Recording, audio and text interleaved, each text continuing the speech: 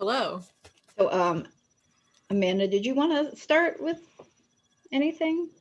Um, I am super excited about Pisces season. No bias whatsoever.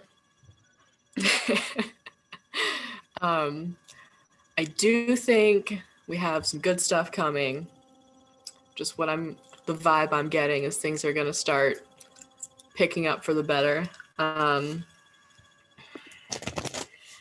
Mm-hmm. Um, I think I think that's all I gotta say right now. Okay.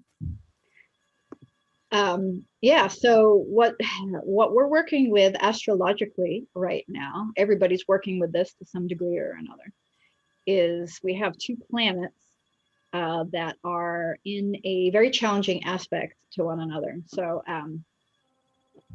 the two planets are Saturn and Uranus, and they're outer planets, right? So outer planets appear to move slower because they're further away from the sun. So these influences last a really long time compared to, let's say, if Mercury goes into retrograde, it's like 2 weeks of might suck, might not, and then it's done.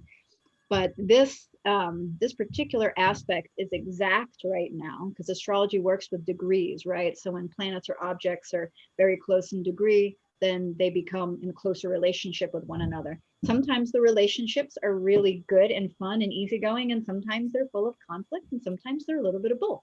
Right now, we've got some conflict. And so when we have conflicting aspects between planets or objects, that means that something has to change. So I'm going to give you a little mythology lesson. You might already know this, but we know Saturn is the Roman version of Greek's Chronos. So Saturn represents time and space and karma and things like that, but it also represents order and systems. And it can also rule things like fear, doubt, lack of confidence, and it can also be a very oppressive force. So on one hand, it encourages order and being able to see things from a linear perspective, and at the same time, too much of that can feel oppressive and like we're being, basically we've got a thumb on us, and it represents authority. And some people are naturally great at following authority and others are not. um, and then of course we're all in between. And so right now and for a while, Saturn just entered Aquarius, but it was in Capricorn for a very long time. Well, for as long as it's usually in any sign, about 2.5 years. Saturn rules Capricorn. Capricorn is also about systems and about the social structure, the economic structure. It has a lot to do with government and money. It rules society in terms of climbing up the ladders of society. People who are really heavily Capricorn influenced, maybe you are one, maybe you know one who's like this, at least in the sun and rising sign, they tend to be very much goal oriented. They kind of like to be in control of a lot of things. If you have, let's say, if you were moon Capricorn, you want to be in control of your emotions because moon is emotions. If you're sun Capricorn, you might want to be in control of other people. This is how it works, right? But Saturn entered Aquarius. And Aquarius is a different kind of sign because Aquarius is weird. It's eclectic. It's eccentric. I love Aquarian energy. It is the mad scientist of the zodiac. And while Capricorn wants to work on building and it doesn't mind being a lone wolf, in this case, a lone goat, right? Because Capricorn is the goat, half fish. So Capricorn can be seen as the goat that's on the top of the mountain looking down saying, hey, look at me. I've got all this power, money, and status, and this and that. But it gets lonely up there. So the Capricorn mentality can be a little isolating, whereas Aquarius says, hey, we want to make everything work for the greater good. Let's take these systems that Capricorn built and let us now put them into use and see what works and what doesn't. And Aquarius wants to break rules when it's necessary. And now, guess what planet is the ruler of Aquarius? Well, it used to be Saturn, believe it or not, but now it's Uranus because we discovered it a few decades ago. So So this energy that we're moving into, it's like Saturn is very strong and stable. Uranus is not stable, it's unpredictable, and it wants to basically be a source of awakening for everybody. So these two planets are at odds. And mythologically, Saturn was a bit jealous of Uranus. And for the sake of Saturn's mother, Gaia, he said, you know, Uranus isn't treating my mom very well. So he cut off Uranus's balls. That's exactly what happened. You can look it up. Uranus got castrated. So, you know, they don't like each other very much. But interestingly enough, Uranus's little reproductive thingies fell into the ocean. And can you guess what came out of that? Aphrodite, or Venus. So out of conflict, out of this great conflict of order and chaos, can come connectivity and love. So there is hope. Just kind of giving you that sort of, so it's not all doom and gloom, because it can sound like that right now. So I'm going to let Amanda get into a little bit of something in like 2 minutes. But the main theme that we're going to be working with Saturn and Uranus is Uranus is freedom and Saturn is oppression. And then all the little things in between. Okay. So, and we'll get more into detail about this later, but Uranus a few years ago went into Taurus. Any of you that is familiar with Taurus energy knows that it's stubborn and it can be very hard to move or change. But once it's moving, it can be very hard to stop. Taurus also rules money. It rules material, tactile goods. It rules things that are very sensual, like food and physical affection. And Taurus is ruled by the planet Venus. So here's another connection. So if you put a planet like Uranus in the sign of Taurus, do you think that they're going to get along well together? They're probably not going to, because Taurus doesn't want to change. And Uranus wants to make everything different. It wants to take you out of your comfort zone. So we've got the theme of liberation versus oppression. And then we also have the theme of comfort versus freedom. When you go in between and you say, well, what do you want? What would you prefer? Because there's a pretty famous quote, I'm paraphrasing, that those who would favor security over freedom deserve neither. So then you have to ask yourself, if you really do want, if you want to be told what to do on a daily basis and how to live your life, and you want to give your power to those Saturn energies, what does that do in the long run? Similarly, if you have a little bit too much freedom and too much going on and not enough order, things can get out of hand. So you got to find the happy medium between the two. So Amanda, why don't you give us a little bit of insight on those current energies? Yes, ma'am. Okay. Let's see what outcomes we can maybe expect from these swirling energies.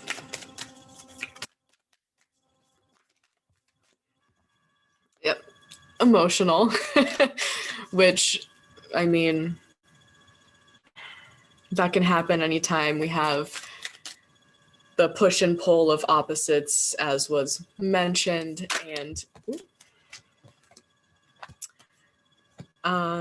there's kind of like an energy of a lot of people are trying to start things, and like this is a good time for starting projects that will be successful. There just needs to be some sort of balance between the emotional and the logical, mental. Too much of anything can throw things out of balance. And so the retrograde, Mercury retrograde, which everybody loves to get crazy about, is ending on February 21st. Correct me if I'm wrong. And the big energy that everybody talks about is like, don't sign any contracts during Mercury retrograde, don't make any huge decisions and all that. But we're moving into a time where, with this card, especially this card of Pisces, it's okay to make some big decisions in this time coming up, especially in regards to major projects that you may be working on. But it's also moving into the energies that we are.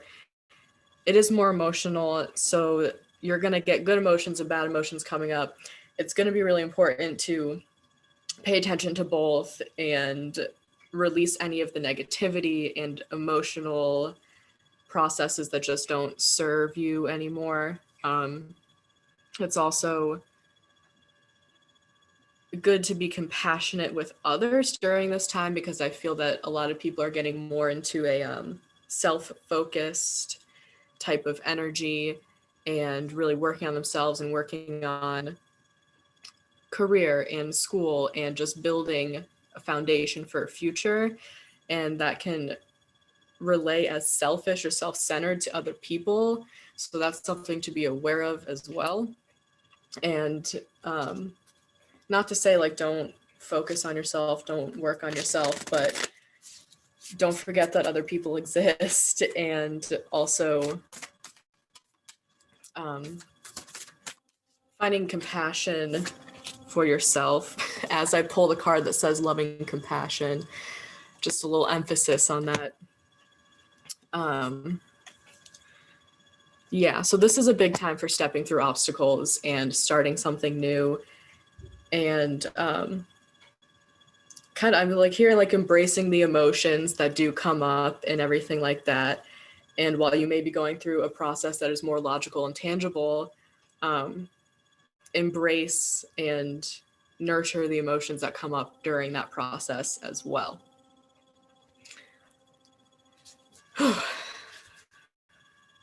Did I go over time? I lose sense of time when I ramble. Let's see if we have. No, give yourself another.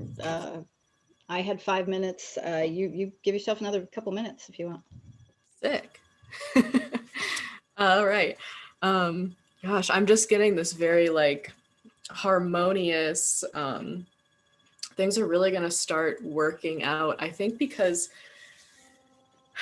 the energies, while they can be opposite right now, are symbolic of balance as well. And a lot of people are like stepping into their own sense of balance within themselves and being able to balance their external world as a result of that, with this harmonic flight card. Let's see. So sacral chakra energy, creativity and like bringing things to life. And this is a good time also I'm seeing for the development and growth of romantic relationship, along with friendships as well. Like I'm just seeing these two dragons kind of intertwining. Like this is an energy of getting to know each other on a deeper level, more intuitive, more spiritual, being able to work together with people more harmoniously,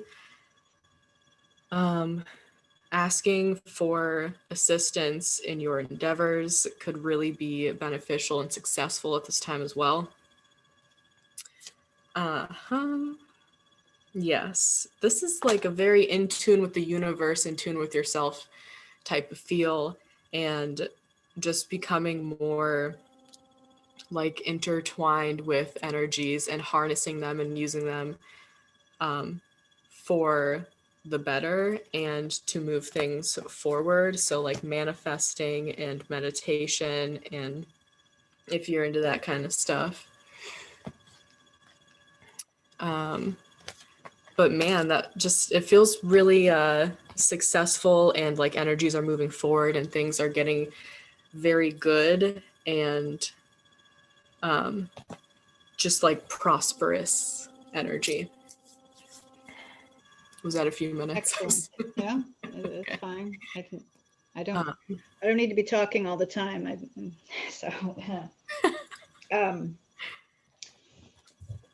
Well, that sounds lovely. It is lovely. It is. Yeah, and then to touch more upon the this Saturn Uranus square, it's called a square. Um, this is going to be affecting us for the whole year. So it's going to, they're going to move in different ways that pull them back close to their own, their own orbs again. So we've got right now, it's a big to do. So this is like the start of a cycle. And everything has a cycle, right? So, you know, to keep this relatively short, astrologers look at, you know, every planet and every object like sun and moon, they all have relationships to one another. Well, for Saturn and Uranus right now, when they conjoin, meaning they're in the same sign, it starts a whole cycle. And then when they come back again, that's the end of a cycle. It's 40 something years, I believe. But anyways, so we're in a waning part of this cycle, meaning that what we're trying to do is we're trying to tie up some loose ends with our ideas of how the world actually works. So a lot of people predicted that when Uranus went into Taurus, that money would change and our concept of money would change. And it's going to be changing now because a lot of people aren't making money through no fault of their own. And people thought that maybe what would happen is that the distribution of wealth could be more even. Um, but what Uranus is going to do is it's going to upend everybody's ideas of what is stable, what is money, what is art, how do we convey art to other people. And many people predicted that things would just get more and more I don't want to say, I mean, online, I guess is what we could say. Uranus rules technology, and many people think it rules the internet because it was discovered not long before the internet was kind of started, because the military was inventing or working with the internet before it ever became available to us civilians. So a lot of more things are going to become virtual, which it already has.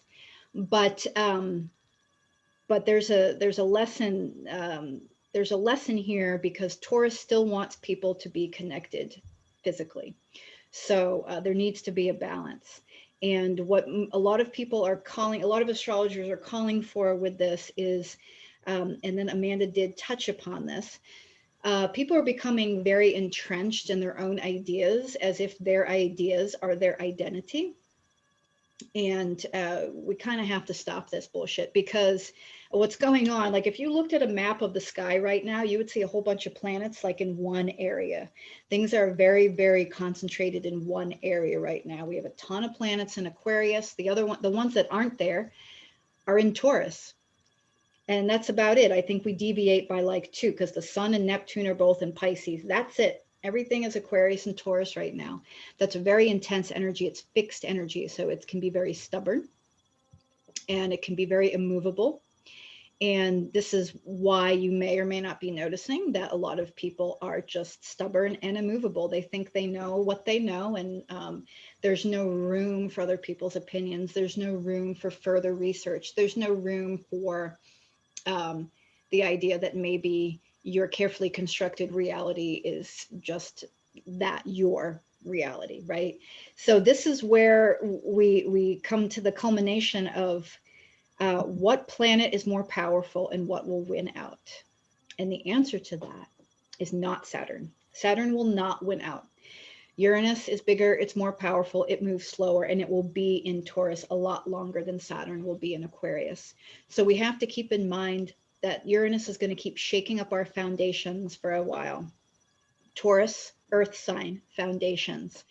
Earthquakes, like we actually have had an uptick in earthquakes since Uranus went in Taurus. It's a thing. A lot more stuff going on with nature. Nature is going to be crazy because Taurus is the most earthiest and most nature connected sign, and Uranus likes to make things go crazy. Uranus also rules wind, lightning, and your sympathetic nervous system, meaning your fight or flight. So those things are all going to be heightened here. And what we're trying to learn is how do we find the grounding? Because Uranus is not grounding at all. Taurus is. So where do we find the grounding? We find it connecting with people. And the biggest takeaway message that, I mean, I follow a lot of astrologers and I don't listen to them all the time, but it seems like everyone's agreeing on one big thing, and that is that we have to start coming together because our reality is shifting to the point where we have to start doing what we used to do. We have to connect with our neighbors, ask them for a cup of sugar, you know, give them the carrots from our bounty in the garden, watch their kids for them. We're going to have to start coming together and being more community focused. That's what Uranus is calling for, and that's what Saturn in Aquarius is calling for. Aquarius is community. It's humanitarian goods. It is what works for the greater good, but it's not about conforming for the greater good. Saturn would have you believe that. But the Aquarian energy and the Uranus energy says, no, no, no, no, no. You can still be yourself. Be your own individual weirdo self and own it and own who you are and what can you give to other people. What are your strengths? What are your weaknesses? And then you go and fit in amongst the collective as yourself, not as a conformed person who is just trying to fit in or trying to do what they think other people want them to do. So this is really important. So if nothing else makes sense to you, look at it this way. Saturn is in a sign that it would rather probably not be in. Saturn would rather be in Taurus because it's more stable. Uranus would way rather be in Aquarius right now. So there's almost this dynamic that people would rather be doing anything but what they're actually doing. A lot of people don't want their current situation. They want to change. They feel like they're crawling out of their skin. This obviously has a lot to do with things that are going on throughout the whole world, but also it's a collective energy. And based on your chart, you're going to be having different reactions. So if we're going to work with any themes today, and I'll have, and you know, Amanda can do a little theme, can get out a little theme herself and do an affirmation. But if you're going to take away a theme from this particular aspect going on right now, it's going to come back in June and it's going to come back in December. So this is part 1. So don't make any rash decisions. Do not make decisions that are emotional. We're being asked to not have knee-jerk reactions to things and to react with our head and then respond with our heart, right? So the way I define, there's a difference between reacting and responding in my world. I don't know how you define it, but to me, reacting is when you get triggered, and response is when you think about how can I best give to this situation without causing any harm, no harm, right? We do no harm. So that's the one thing, coming together, making decisions from here. And it is a good time to start things, as Amanda was saying. It's a good time to start things, but don't rush them. And it is a good time to ask other people because the Aquarian energy is strong. So we do have to ask other people. So if you're not good at that, and I know I'm not, if you are not good at asking other people to help, get good at it. Because when we get to December and this square is over at the beginning of next year, like I said, Uranus is going to win out. If you haven't learned how to connect with your fellow humans and to get your differences in line, if you haven't learned how to ask for help and how to help others, you might be left out in the Saturn cold. Saturn has no compassion. It doesn't give a shit about you. It doesn't. It says, grow up. And it's that old mentality of growing up means you have to suck it up and don't ask for help and be ridiculously independent. And what we're trying to learn here is you can be independent and still be part of a community and a collective and help each other out. And they do not have to be mutually exclusive. And then the last theme would be taking care of yourself. Take really, really good care of yourself. Do what you need to do now, because as these squares come back in June and then December, you might start to feel like you're banging your head against the wall regarding certain things because the lessons will come back. So whatever you might be starting with or dealing with now in June, you're going to be like, wait, didn't I just deal with this? And then maybe you're being called to deal with it differently. And then come December is the culmination. So if you're starting anything, if you're working on anything new, If you're creating something with somebody, remember to be patient and stay the course, because you probably won't really see the big results until the very end of this year, beginning of next year. Amanda, what can you add to that? Let's see. Every single card just fell out, so a little chaotic here.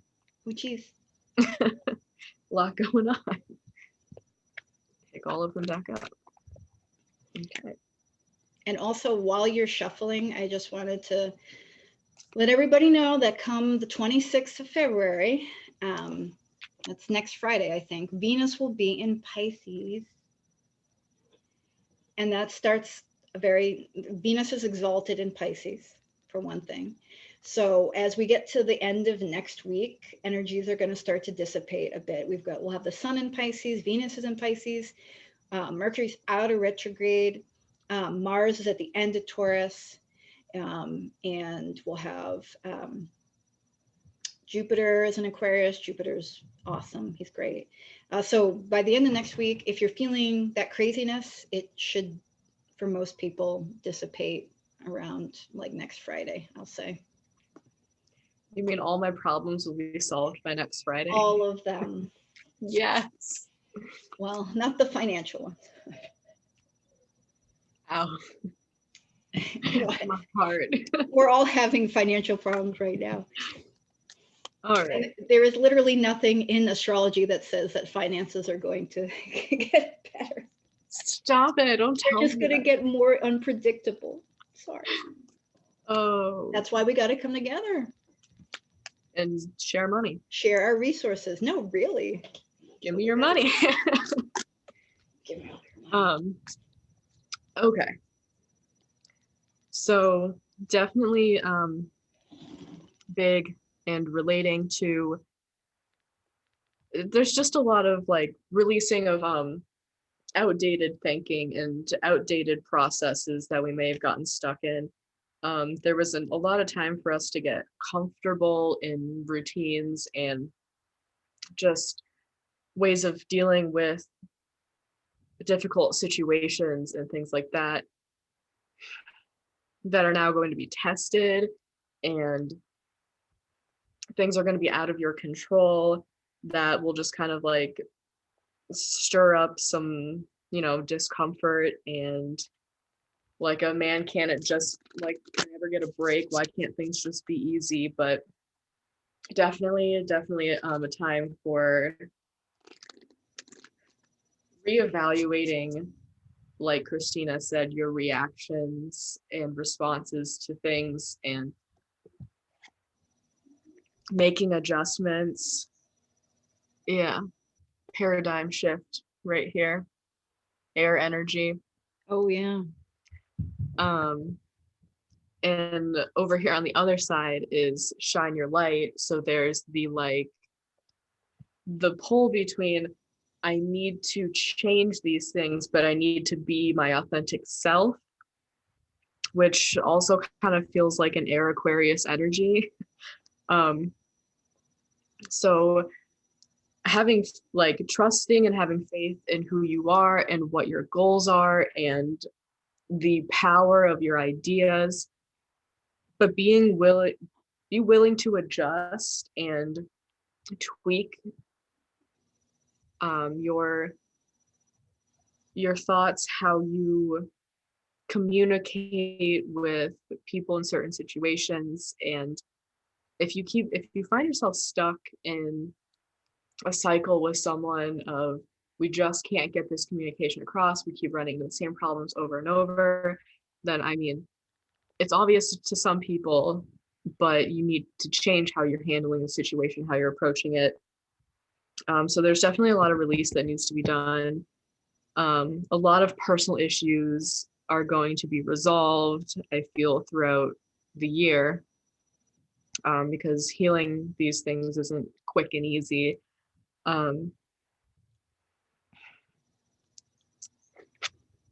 So let's see. There's definitely a call to be more and more true to who you are and more honest with yourself.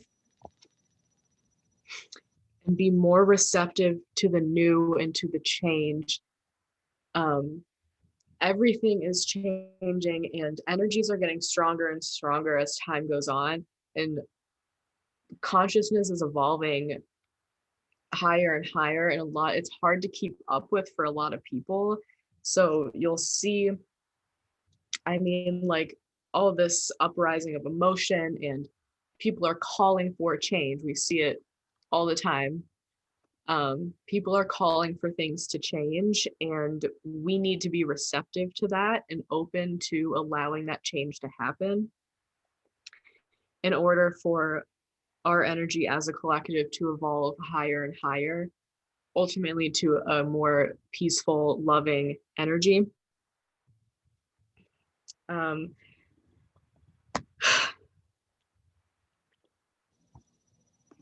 Yes. Yes. So working on self-worth, taking care of yourself so that you can take care of other people. Definitely a working together energy. And yeah, a lot of new starts and new beginnings are going to be coming in. Just a lot of change. But I mean, the way I view it is that change is always good, no matter how difficult it can be in that weird middle part between the old and the new. It always ends up for the better. So if you can keep that like bigger picture in mind of like something wonderful is on the other side of this, then it can be easier to get through. I like that. Thank you. I do too. That felt good. Yeah, we're gonna open this up to you guys in like a minute. So if you are here to ask a question, feel free to leave your birth information either in the public chat or chat it just to me, and then Amanda will pull cards for you. But I just kind of wanted to close the overall reading on the astrological end of things. We talked about, the end of next week is going to be better. We're going to have a full moon next week, but it's a full moon in Virgo. And I find that full moons and earth signs tend to be just a lot more gentle. And so this is probably my favorite full moon.